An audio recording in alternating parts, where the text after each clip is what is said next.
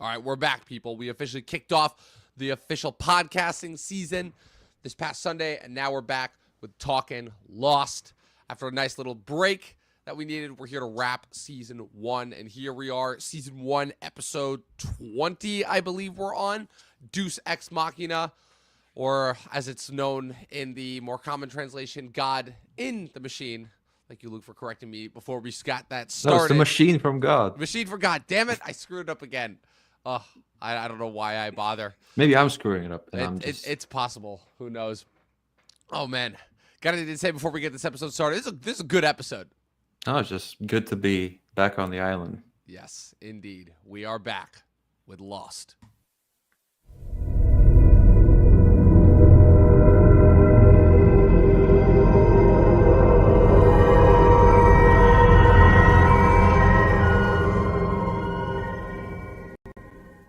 All right, Luke, we're in the home stretch, season 1. Only 4 episodes left after this one, and we are finally starting to get not quite some answers, but we're starting to get closer, I should say, to a conclusion of some sort. You know, like I said, we've had all of this stuff that we built up to for the first half of season 1, and then the second half of the season has primarily been focused on Michael and then building the raft.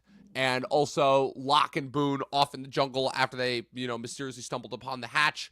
And the last couple of episodes, they've kind of been in the purview, not really being the focus. They've kind of just been off in the jungle, and people have kind of been like, oh, what are you guys doing? And now we finally get to see some results, some fruits of their labor, if they will, or so we think. But unfortunately, of course, as we discover in this episode, not everything always goes Locke's way. This is hard to believe that we're almost finished with this season, and this is only our second Locke backstory episode. And I would argue that even though Walkabout was a tremendously important episode, this one is the one that finally gives us the key insights into Locke as a character and why he functions the way that he does. We know why Jack is the man of science, as far as him, being entirely motivated in order to succeed where his father kind of failed.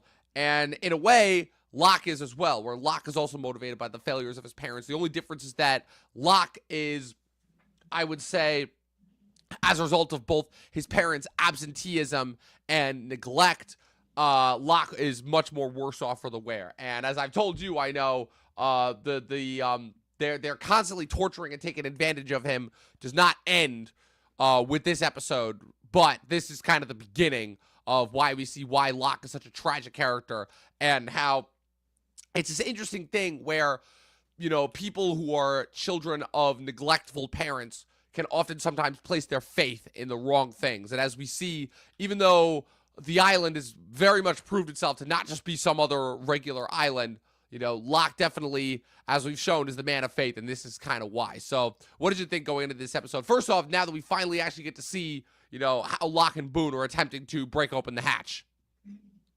Yeah, so they pretty much dug a lot around the hatch just to see, I guess, if there's anything. That's probably what I would do. And then they've built a trebuchet, which is one of my favorite contraptions ever. Just it's a fun word to say. Obviously, that doesn't work because it's probably many inch thick glass, so they have to start all over again. But as it does with pretty much every Lost character, it goes back to backstory. As you said, Locke is one of the more tragic characters in the show.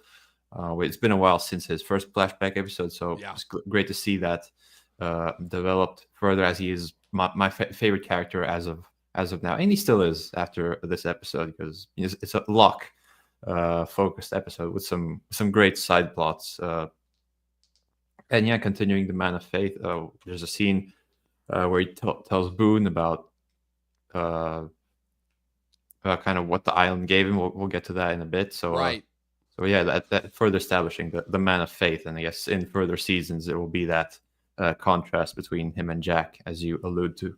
Yes, exactly. That's another big thing. Is this is the first time that he reveals to somebody that the island cured his ability, or his inability rather, to walk. Because that's also another kind of story development. Is after the failure of the trebuchet, he gets a piece of wood stuck in his leg, and even though it seems he doesn't really feel it.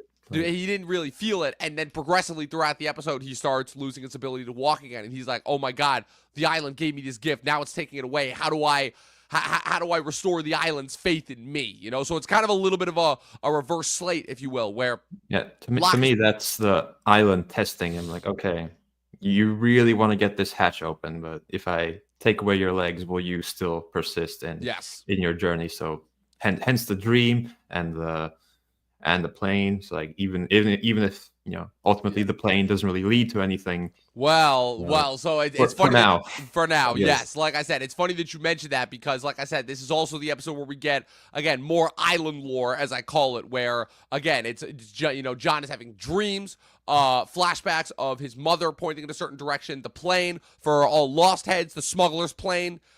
Crash landing on the island with the Virgin Mary statues filled to the brim with heroin. You can only imagine which other island character that's going to affect going forward.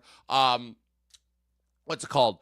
And obviously the big one being that Boone is stuck in the plane when it falls off the ledge, and well, we're gonna see that may not necessarily have some good consequences. It may have some more tragic consequences in the second episode. And I will say too that this is the first instance of Locke's devotion to the island affecting other characters in negative ways, and it will not be the last time as well.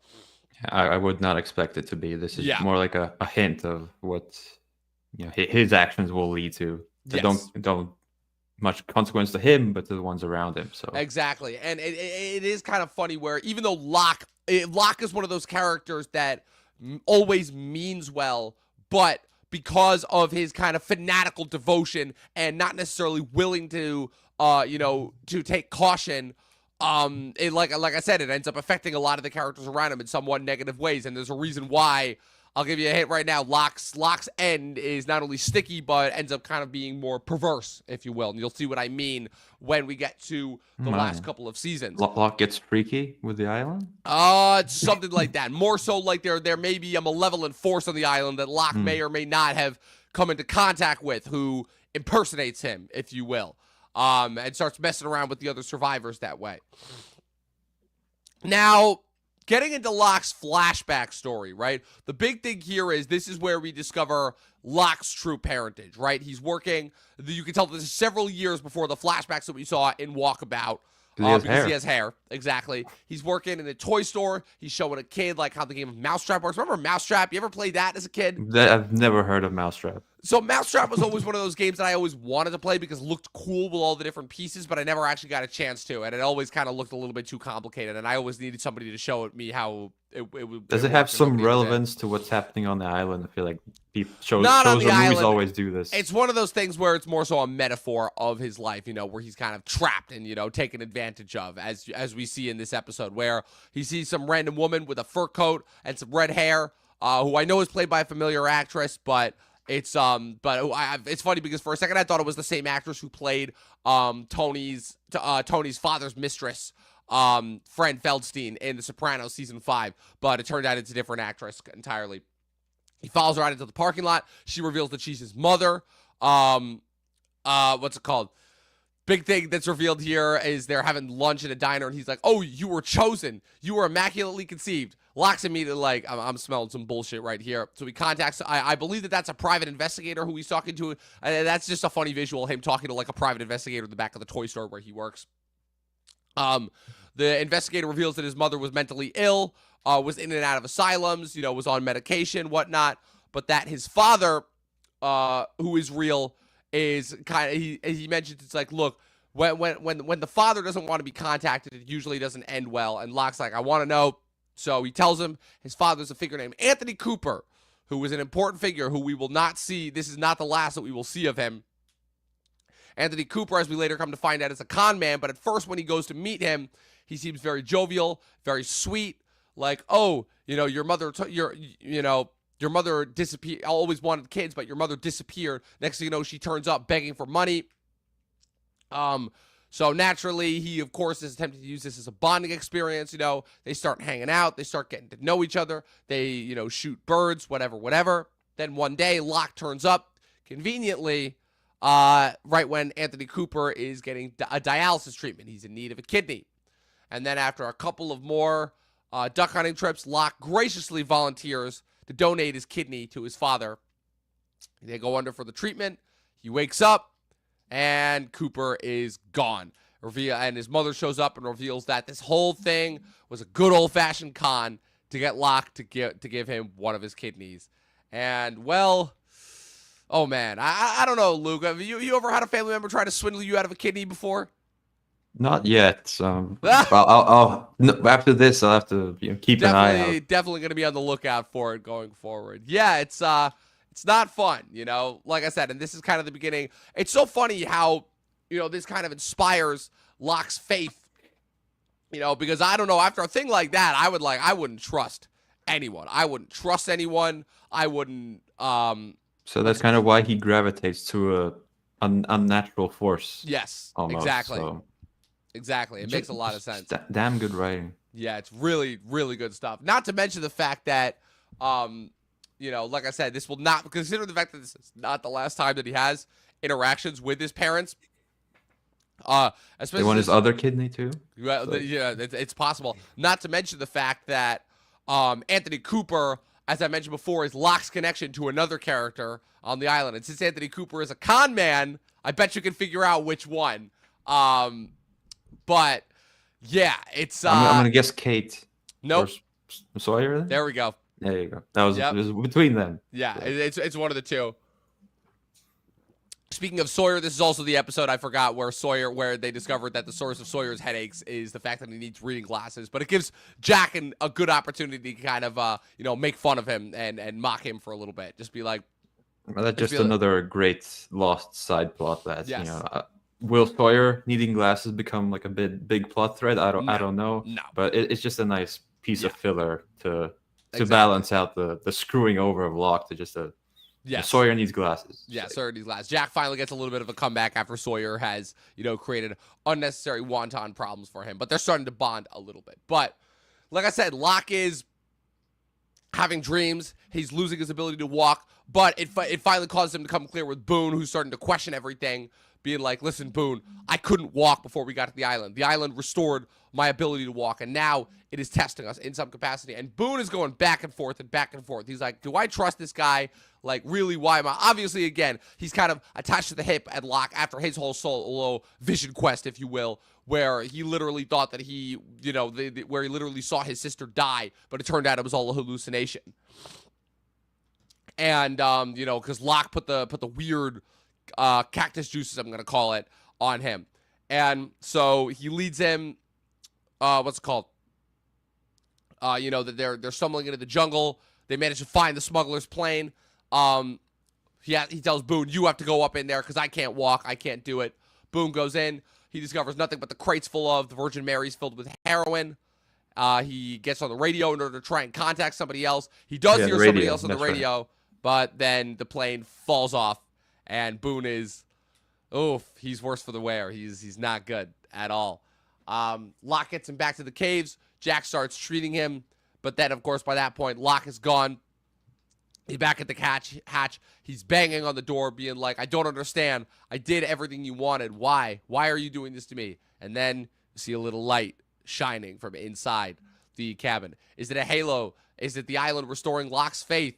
What could it possibly be? Could it be absolutely nothing? Could it just be whoever is in the hatch working on whatever it is that they are working on? Who knows? Who knows? But we're going to have to find out. But all I'm going to say is this is a very tragic episode. We haven't had that a whole lot. I feel like the only tragic episodes we've had so far, I mean, obviously, yeah, you could argue that every single island character backstory is a tragedy, but this is the one where I would say it shows why Locke is the most tragic character. It shows why, of all the characters that have come to the island, Locke right now seems to be the one that's the most attached to it. And yeah, it's sad to say the least, honestly, how, again, Locke, you can tell, is a character who is going to constantly place his faith in the wrong things. I'm not going to say that puts him at a disadvantage to Jack because, for the most part, Locke is the one that still has the strongest connection to the island. And so, therefore, he does tend to be right more often than wrong. But, unfortunately, it does cause him to, again, place his faith in certain of the wrong things. So, what did you think of this episode overall? Yeah, this is what, with my brief experience of Lost, this is what they're good at. Even if they don't answer every island mystery related question, they do answer the character motivation personality type questions. So, and yeah, just like you said at the beginning of this whole thing, it's more about the characters, their journeys, and not quite the mystery of the island. And that's usually what I prefer in TV shows, at least. That it's more character focused than event focused. Like Game of Thrones. Like I watched that show for the characters most of all, and the events are almost secondary. And this show is kind of the same so far. But I'm also very interested in the mysteries. Yeah, it of is the kind of island. interesting how similar the trajectories of those shows. Again, these shows both start off very, very character focused. Those are when we really, really like the shows. And then when the show stops being about the character, it becomes more about the action, the spectacle, the plot, the sci-fi-ness of it all. Again, it doesn't stop being the show, but it kind of loses everybody. And both final seasons had negative reactions. Now, will we have as much of a negative reaction to Lost, especially since Lost's original IP, as opposed to being based off of a book series the way the Game of Thrones was? We shall see in time. But for now, like I said, we are in the home stretch. Only 4 more episodes to go. We have Do No Harm next week, which is a Jack episode. Then The Greater Good, which is our second Saeed episode. Then Born to Run, which is our third Kate episode. Oh my God, why? And then we have the season 1 finale, Exodus. So all of those will be, And that's a 2 or 3-parter. that's a massive 3-parter. This is gonna be a long episode. It's gonna be a long episode, but we're gonna have a lot to cover with it. Like I said, and then we're taking our 2-week break for February, and then we're kicking off season 2 at the end of February, and we are not stopping until the final weekend of December this year. So, like I said, get ready, because we have got a lot more Lost to cover in 2025. So, Luke, with that being said, we are back on the island indeed. Where can the good people follow you on the interwebs? Well, I would have mentioned that over our break, I watched some things. I do watch other things than Lost. Squid Game season 2. Yes. That was pretty good. I was never like season 1's the greatest thing ever, but I quite enjoyed it. And season 2, yeah, you can tell Netflix made him stretch it to 3 seasons, but I think he'll get it done in the 3rd one. And yesterday, I watched Nosferatu at last. All right, talk about it. What'd you think? I think give Robert Eggers whatever the hell he wants to do, because whatever his shtick is, he's absolutely nailed it down. I say the first half is like an 11 out of 10, and the rest is still pretty good. I struggle to contain myself from doing the Count Orlok voice. Yeah, it's since tough. then, It's tough. It is a black omen, but I can't do it. So just let Bill Skarsgård play all the celestial evil beings that he can. This and Yes. Pennywise being just standout performances, and it has made my top 10. So we'll have to talk about it a little more on the Look Reviews YouTube channel. Yes, sir. In February, probably. Yes, can't wait to see that. Your videos are always very entertaining to me. And, of course, you guys can follow me with everything going on at Movie Nerd Reviews across all platforms, at Official Talkin TV Podcast. Like I said, we are back. And like I said, we're going to get this done. We've also got our 2024 wrap-up lists coming for the rest of the month. We're doing top 10. We are doing top 10 worst movies of the year on Sunday. So that's going to be fun right there. And then, of course, we're doing best of movies and TV shows in order to wrap up January. So we'll be doing that before we start doing some new stuff for 2025 in the new year. So with that being said, like I said, we've got a full year of content planned. So as always, stay tuned and get lost. We'll see you guys next time.